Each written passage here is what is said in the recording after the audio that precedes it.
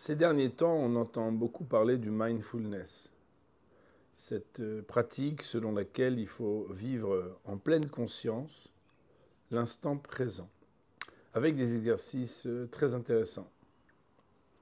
Voilà que cette semaine, on va lire la paracha de Bamidbar, et c'est toujours la paracha qui parle du désert, qui précède juste quelques jours du don de la Torah, la fête de Shavuot. Et ça n'est vraiment pas par hasard. Quel rapport avec le mindfulness? Vous allez peut-être le comprendre dans quelques instants. Voilà que quelques jours auparavant, le peuple d'Israël, d'ailleurs c'est aujourd'hui que ça s'est passé, puisque le jour où je l'enregistre, c'est le jour de Rosh Chodesh, le premier jour du mois de Sivan, il est marqué dans la Torah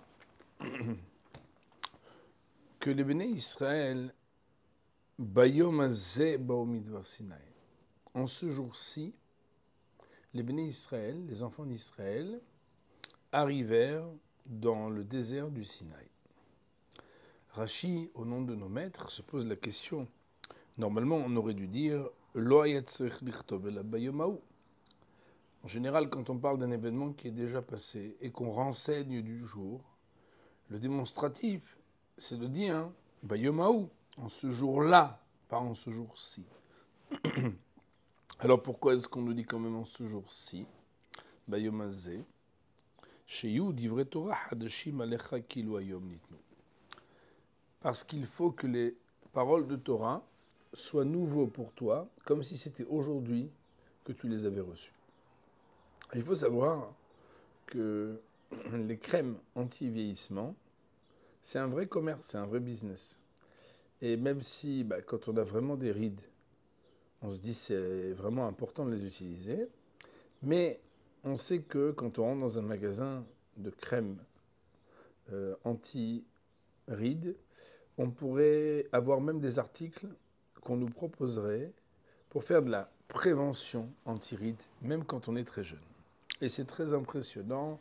Je vous invite, ceux qui ne l'ont jamais fait, à se renseigner sur les différentes crèmes et les différents traitements des différents laboratoires. Dans la Torah, on vient aussi nous vacciner de quelque chose d'extrêmement important. En effet, lorsqu'on lit la Torah et lorsqu'on parle du don de la Torah, certains se disent qu'il faut se connecter avec le passé. Ça fait très longtemps, il y a des milliers d'années, les enfants d'Israël, les grands-parents des grands-parents des grands-parents ont reçu la Torah. Mais il faut savoir que si c'est la relation qu'on a avec le don de la Torah, on ne va pas aller bien loin. Ce qu'on nous invite, dans ce commentaire de nos maîtres, à comprendre des mots de la Torah, c'est que la Torah est d'actualité, d'une actualité criante. D'ailleurs, on sait bien qu'on fait souvent le lien entre la paracha et l'actualité, mais c'est parce qu'en réalité, la vraie actualité, elle est dans la Torah. L'actualité de chacun, le fait de vivre avec une pleine conscience l'instant présent de ce qui est extrêmement actuel et présent dans notre vie, de ce que la Torah m'enjoint de faire et d'étudier et de comprendre, c'est une manière de vivre le don de la Torah très différemment.